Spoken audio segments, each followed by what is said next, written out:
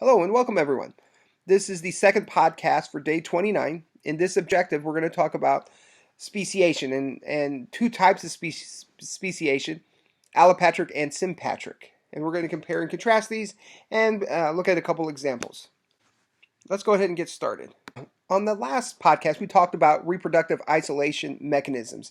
And these isolation mechanisms are what helps prevent two different species from mating and producing a hybrid.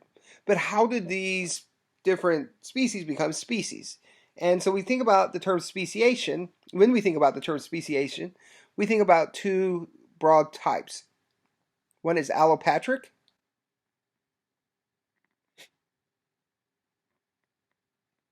and the other is sympatric.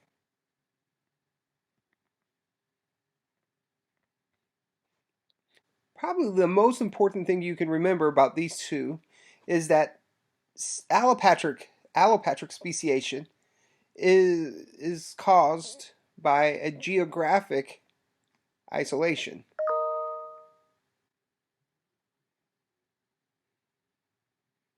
And sympatric is not a geographic isolation.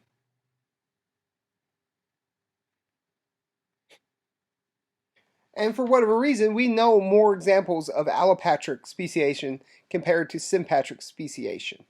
Your book explains this as if you were to have a pond of some sort, and in this pond there was a barrier, but it wasn't a barrier that rose above the water line, which we'll put right here.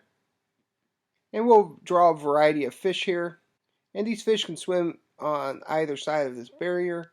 Allopatric speciation is when the two populations of the same species get separated by some kind of geographical structure.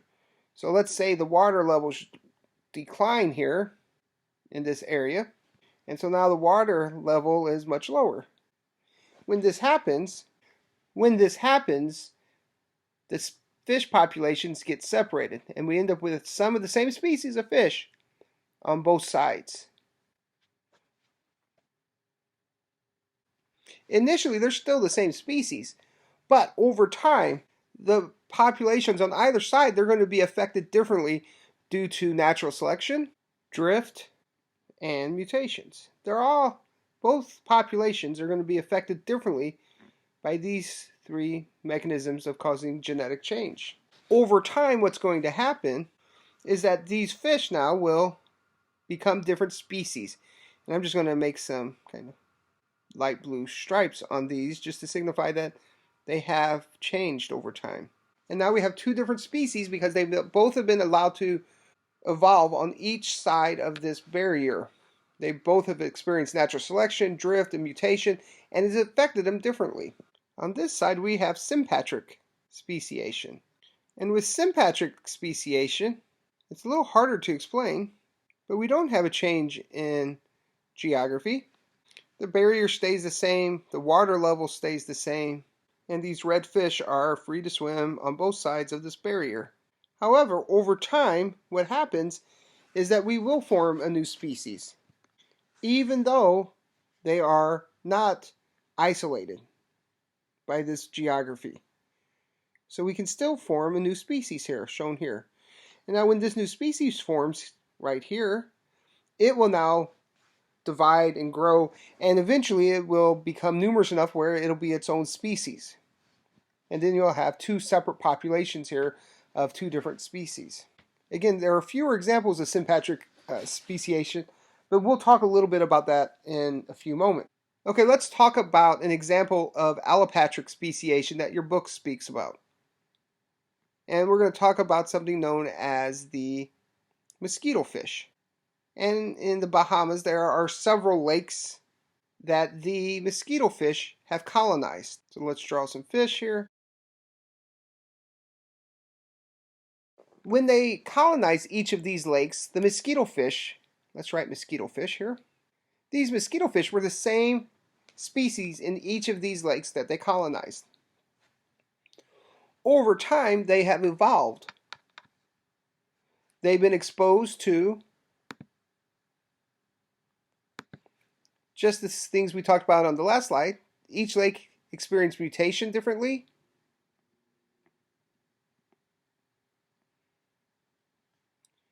Drift differently. Maybe one of these lakes had a big drought that could have affected these the fish that survived. And of course, they each experienced natural selection. And I'm going to talk about this last one here. Remember, natural selection, as we've said before, is the only mechanism that leads to adaptive evolution. It's the only one that, well, let me rephrase that. It's the only one that reliably leads to adaptive evolution. And so let's say, for instance, there was a predator in this lake here. And this predator is just another kind of fish. And this predator would eat these mosquito fish. But because of a natural selection, some of these fish survived. They had the genotypes already present in them in this population that allowed for a faster swimming fish, a slender fish that could outmaneuver this new predator that it was exposed to.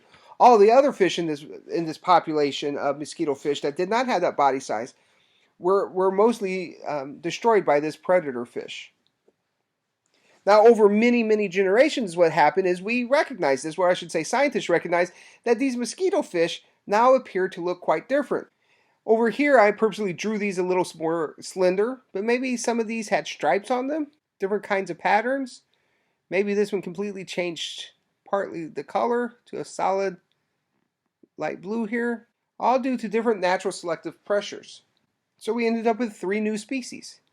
And they're new species because they are reproductively isolated by one of the mechanisms that we talked about on the last podcast. And what we know is if we take a big tank and we add different populations of fish in here, so let's add some from this third lake here. These that are slender, more slender. These are from tank, let's call it tank C. And let's call this C, B, and A. And let's say this one here is male, and this one here is female. And let's say we put male and female fish from tank B in here. And this one's male again, and this one's female. What we discovered, or what the scientists discovered, was that these 2 fish from tank C, they prefer to mate with each other. So I'm just going to kind of draw an arrow between them. And these fish from the bee population preferred to mate with each other. They look different. These fish had a different coloration. These fish were faster and had a different shape. And so what we would say is that these fish formed new species through allopatric speciation, and now the reproductive barrier that prevents them from mating would be behavioral isolation. Something else I want to talk about with allopatric speciation. So we'll write allopatric up here again just to kind of remind us that's what we're still talking about. We know that when you have 2 similar regions, and when I say similar, I mean they have similar temperatures, precipitation, abbreviate PPT, similar pH, maybe a similar elevation. They are, for all practical purposes, the same, except if these 2 populations had one difference. And let's say this one is subdivided by some geographic measure. And let's say this other one is not subdivided. This area well, let's give an example here. Let's say we have one large island right here. And then let's say you have another island, but it's broken up into several small islands. What we know is that this island that's all broken up here, and you have many different smaller islands, we know that there will be more unique plants and animals. And over here, there will be less unique plants and animals. This makes sense because all of these islands here maybe at one time had very similar populations, but over time, different animals or plants were allowed to form new species because of allopatric speciation. And now the species on these different Islands can't reproduce with each other due to one of the various reproductive mechanisms of isolation that we talked about on the first podcast. A great example of this would be the Hawaiian Islands, where we see a great deal of diversity within the species.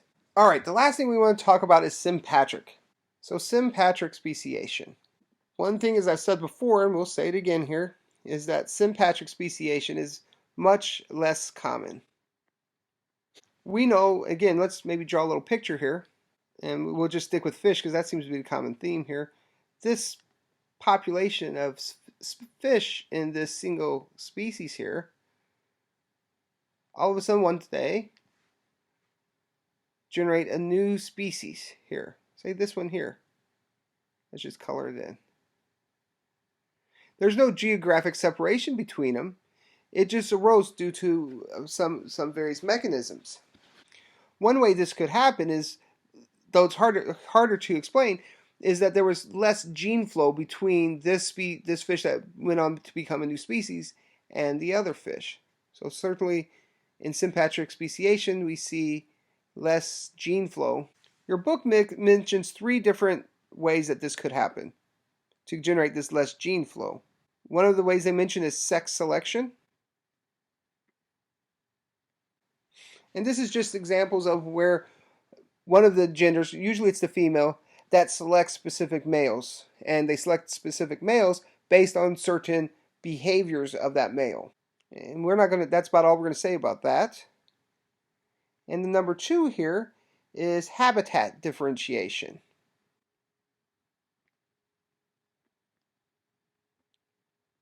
Habitat differentiation is similar to when we talked about habitat isolation prezygotic mechanism.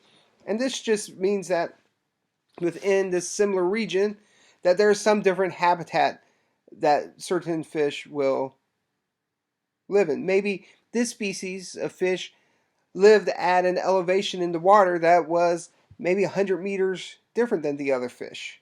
That new habitat, even though it was in the same general region, allowed it to evolve into a new species. And the last one here is polyploidy. And I'm going to go to the next slide to explain polyploidy. All right, I'm going to talk to you today a little bit about polyploids. Remember, we said that polyploids early on were organisms that had more than 2 copies of every chromosome. So, for instance, our diploid cells and our somatic cells, they have 2 copies of every chromosome. So we have 23 pairs of chromosomes, or a total of 46 chromosomes in humans. A polyploid may have 92 chromosomes in them if they were humans. And remember, in humans, polyploids are not viable. So we're not talking about humans here. Usually, polyploids that survive are almost always plants. We sometimes see these in fish, but usually we're talking about plants. Your book goes into pretty great detail talking about polyploids, and you're welcome to read it. It might be helpful, but I want to kind of just break this down to the nuts and bolts here. We can have 2 species, A and B. So A and B, they're separate species.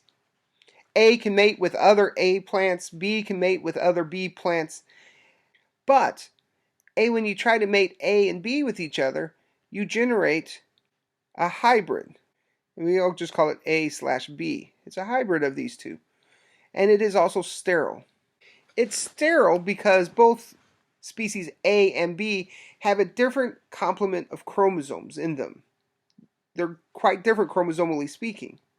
And when you mix them together, somehow or another you get enough genetic product in here to allow for a viable offspring, a viable hybrid.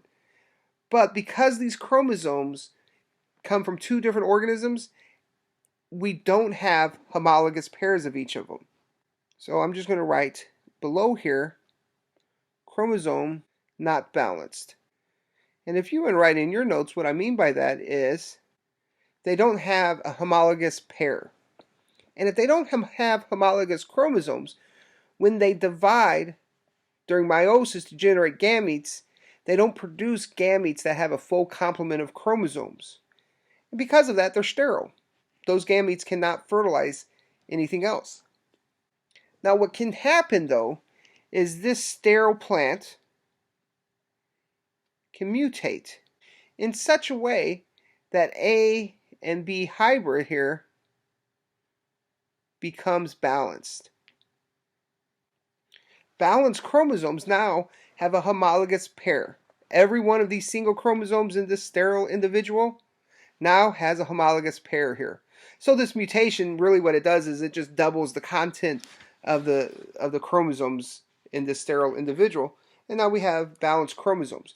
This new hybrid here now is fertile. It can produce offspring now. And it's much different than either of its parents because it contains genetic components of both of these. And it can no longer mate with either A or B. It is now a new species. Just an interesting side note about these sterile individuals. In plants, almost all the fruit we eat that we buy at the grocery store are one of these sterile, non-balanced hybrids of plants. They're sterile because they don't produce seeds, and so those are the kinds of fruit we like to eat. And so usually most of the fruit we eat are these sterile hybrids. Okay, that's all I wanted to cover from this chapter on speciation. If you have any questions, please make sure you come chat with us and we'll do our best to help you out. Have a good one. Bye.